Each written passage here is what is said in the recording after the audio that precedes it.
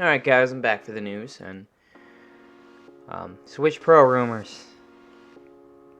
I honestly don't think one's coming, but like I can see an article after article, and so new Switch Pro rumors from like most mainstream media outlets when it comes to gaming, and I don't know. If it was gonna happen, it would have happened by now. But anyways, so people were speculating after the new drop of this new Nintendo Switch Splatoon version that they were speculating an announcement for Switch Pro. You know, add some color to your setup with this Splatoon 3 Switch OLED and Pro controller, and this somehow set off freaking Switch Pro rumors, and among other things. But anyways, so they were citing the costs and raw production for the consoles and stuff like that behind the scenes going up exponentially, and citing maybe they're coming out with a new Switch Pro. I don't think they're gonna make one anytime soon, if at all, anytime soon. But anyway,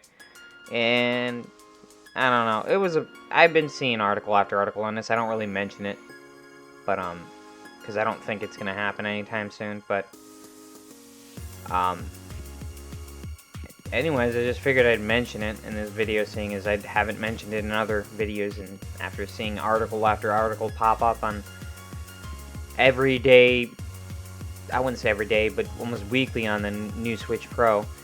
Anyway, so are you looking to add a splash of chaotic color to your Nintendo collection? Splatoon 3 inspired special edition Switch OLED is dropping later this summer. More over a Splatoon 3 Pro controller and Switch carrying case dropped in September. Splatoon artwork and paint splash adorn both items with standard Switch Joy-Con sporting. Out September 9th. There's a lot of September 9th stuff in this.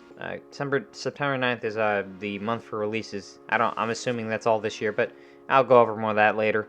Anyway, so new Splatoon special edition Nintendo Switch OLED. So if you guys are collecting or have any money left to collect consoles, there you go. Valkyrie Elysium trailer reveals a pair of release dates, and I don't know if they actually announced the release dates when they announced this during the Nintendo Direct, or not Nintendo Direct, PlayStation State of Play. It's been a while, but I don't remember if they did mention release dates. Anyways, they're coming out September 29th, and I don't know if they're paying. Actually, you have to pay extra for this, but in PlayStation 5, PS4 versions included if you buy the digital version. They're basically saying, I guess, you get the PlayStation 5 version for your account too. I don't know if you pay extra for that. I don't think it mentions anything like that here, but I wouldn't put it past Sony to do that to you. Anyways, after the recent decisions they've been making. But then again, it's a third-party Square Enix, so I don't know. Most of the decisions probably on their side. Anyways, back to what I was saying. September 29th, so you don't need to buy the digital deluxe edition to play it. Additionally, after buying Elysium on PS4, you'll get the access to a PlayStation 5. So it doesn't sound like PlayStation is involved in this, because it seems like they're just doing both versions across platforms with no extra cost. Pre-ordering Valkyrie Elysium on Steam grants the 72-hour early access window and unique wallpapers, and digital deluxe version also tosses in this sword. I don't know how to pronounce it. I probably butchered it. Sort of the goddess of the underworld. Anyway, so it arrives on Steam on November 11th. So about 2 weeks ahead of the release date on the consoles. Console, I should say, because it's a PlayStation exclusive. I'm assuming exclusive for PlayStation. Anyways, Skull and Bones, another September release, or November, within that release month period, couple months. Anyways, after anticipation, Ubisoft announced that Skull and Bones will release on November 8th for PlayStation 5 and Xbox Series X and S, Google Stadia. I didn't know that was still relevant. PC, VIA Epic Games Store, and Ubisoft Store. Yeah, I'm not even 100% sure why Google Stadia is still relevant, but apparently it is. Anyways, Skull and Bones was officially announced in 2017 though began development years before that. Based on the naval combat in Assassin's Creed 4 Black Flag, Skull and Bones faced numerous delays, missing its initial 2018 release window and every subsequent year after that until now. So basically, this is inspired by Black Flag, apparently. I don't know if it'll play like it, But, because that was Assassin's Creed, they can't just copy and paste the combat from that. I mean, they may be able to do some things similar, but I don't think they'll be able to copy and paste the entirety of it. Anyway, so, I don't know. Tell me what you guys think. Worth checking out, this one? Just casually, I don't think I'll buy it, but, you know. Let's see what else we got going on. So, Ubisoft confirms Gamescom 2022 attendance, so, yeah, I think next article I'll show you Microsoft's also apparently attending, so you know, at least got some presentations with some of the big companies in it. Gamescom returns as a hybrid in-person online event this August, and the pieces have begun falling into several cases out of place. Although several big publishers have already pulled out of what's arguably the biggest convention in gaming, Ubisoft has confirmed it will have a presence at the show. Okay, so Microsoft and Ubisoft confirmed. I'll get to the next one in a second. Ubisoft's attendance is noteworthy because of other heavy hitters such as Nintendo, Sony, Take-Two, Interaction, and Activision are skipping the show this year. So basically, Nintendo and Sony aren't going to be here, so just Microsoft and Ubisoft. Confirmed list of attendees, THQ Nordic will also attend and plans to reveal 4 unannounced games. So expect some new announcements here too, guys. As for Ubisoft has in store, we know that it plans to discuss future of Assassin's Creed. So I don't know if we did see Assassin's Creed Infinity on the last Ubisoft presentation. I don't really keep 100% track of every single one. Every major company, Sony, Xbox. Bethesda is now part of Xbox, so they probably do theirs together. They mostly do. But every time like I see a presentation, I just skim over. I don't watch every single one all the way through. Some of them I do. So if I mention that, don't mention certain things, that's probably the reason why. So I try to get as much news on here as I possibly can, you know, within time periods of days and stuff like that. Whenever presentation, if a presentation seems short enough that I can just skim over it, I most likely will. But yeah, I just figured I should tell you guys that.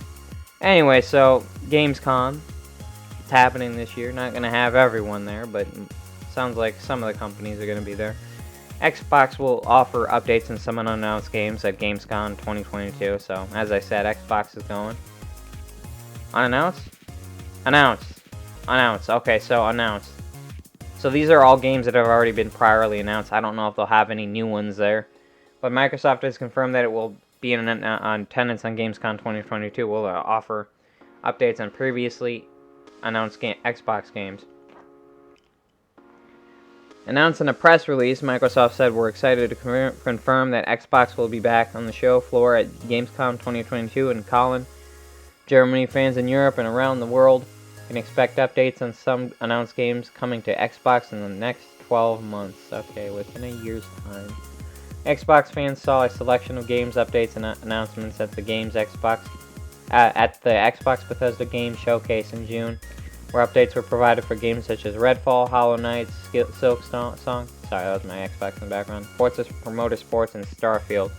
There were also announcements for new games including High on Life, Flintlock, Siege of Dawn, Wulong, Fallen for Dynasty. It's unclear right now which of the games shown in June will receive further news at Gamescom. Might not be stuff from that. It might be stuff from trailers from prior. I don't know. But we won't have, especially, what was that one game? Basically Skyrim Obsidian. What's it called? They showed it off. I don't know, it's on top of my head. You guys know what I'm talking about. We won't have to wait much longer as the European gaming event takes place August 23rd, 28th. E3 2023 will return to LA with Star Wars Celebration organizers Reed Pop. E3 will return to Los Angeles Convention Center in 2023 during the second week of June after a 3-year hiatus. I don't know about this, man. They got new problems over there with viruses and stuff like that. I can feel this getting canceled, assuming it doesn't last until next year. We're trying to get this back up off the ground, but I don't know if it's going to go that way, personally speaking. LA's kind of got some problems right now. Anyway, tell me what you guys think. And GameStop fires top executive. This is rare. Layoffs include staff at Game Informer. Yeah, it sounds like they're kind of completely butchering Game Informer at this point.